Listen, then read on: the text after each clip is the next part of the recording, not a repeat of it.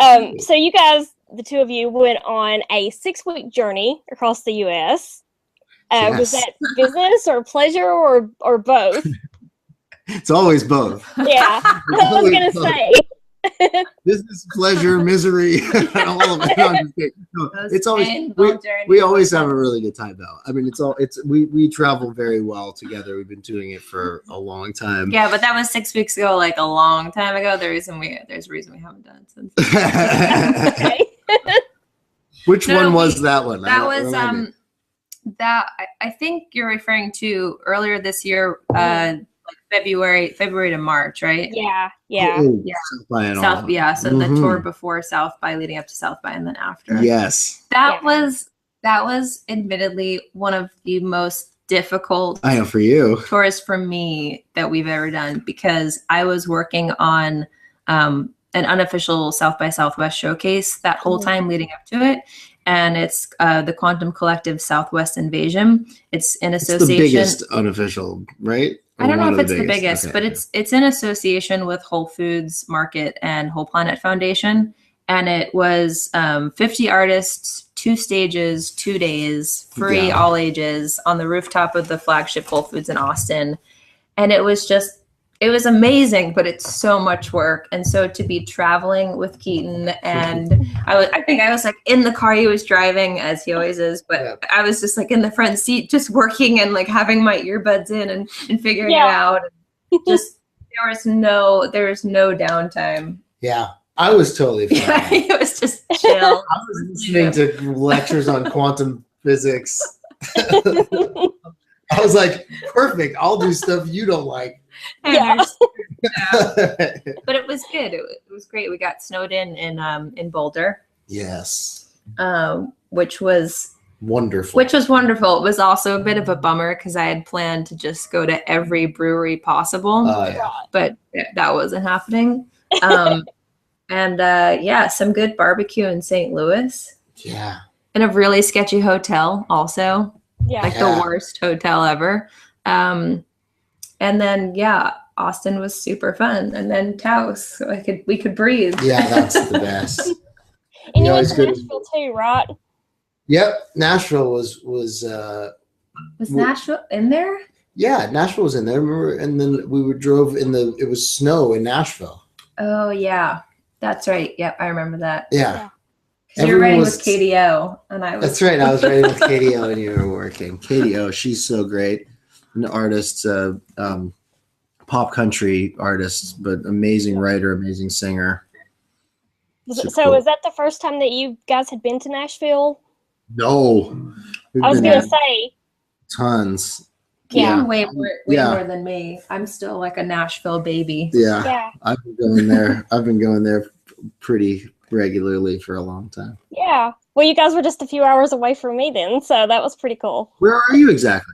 I'm in a small town exactly between Nashville and Knoxville. Oh, okay. It's not even on the map. It's Monterey. Okay. Yeah, it's a very small town. And Nashville is about an hour and a half to 2 hours away from me. So nice. All right. Well, I definitely know Nashville and Knoxville.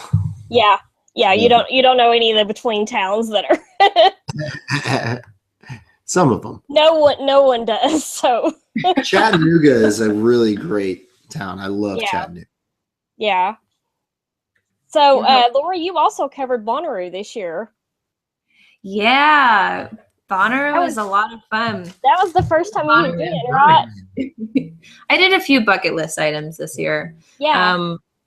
Bonnaroo, I had always wanted to go to, and I've been working in the jam band music scene for 9 years now. And since, 9 years ago, Bonnaroo was way more of a jam band festival than it is now. But it still kind of has that, hippie vibe. I went there alone as part of my my project and column for Relics magazine on the flying solo concert experience. Yeah. And I got, I shouldn't say actually that I totally went alone because I did have a media pass to cover for Breakthrough Radio. So although I did go alone, I hopped in a van with the guys from Relics and they kind of dropped me off. And then I was surrounded by fellow radio nerds for the whole weekend, and did have an air-conditioned radio compound to go into. So it's a little bit different than Roughing It, the general admission way, but it was awesome. It was a really, really fantastic experience. I highly recommend that festival, and I'm not being paid to say that at all. It would be nice if they wanted to. It's just, it was cool. There's their whole theme and message of that festival is radiate positivity, and everyone just committed to it. And I haven't really experienced anything like that before, where you're talking just every person that you walk by is just having a good time and wants everyone else around them to be having a good time. And there was one afternoon towards the end of the weekend where I was exhausted. I was just feeling kind of lonely and weird and funky. And I was heading back to my tent, and I passed by this guy, and he stopped me and he said, "I'm sorry, I think you dropped something back there." And I turned around, and he's just like, "There it is. You smiled. You picked it back up."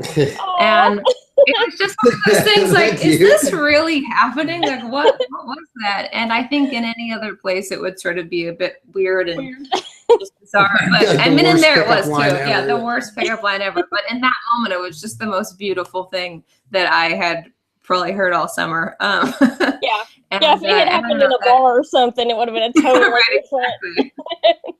But it's cool, so that whole vibe and just that thing of just everyone kind of looking out for one another and just wanting everyone to remember that we're here because we're here for the music and we're here for a good time. And that's pretty special. Yeah. Very cool. Well, I'm glad that you got to do that this year. I'd love to go. I know. I want to play. Yeah. You've not ever been to Bonnaroo? What? You've never been to Bonnaroo? I've never been. I've never been to Bonnaroo. Yeah. Well, both of you will have to go next year then. Yeah. Have you been? Because it's not far from you. No, it's not far from me, but I've never been either. It's amazing, like all these things that we have in Tennessee. People assume because you live there, you've been and you've done these things, but it's more like tourists come in and do them. When you're like a local or whatever, you don't really, for whatever reason, you don't do that stuff. So. Yeah. You get out of town. Yeah, it's weird. Especially when all the tourists go to town. Yeah. Yeah.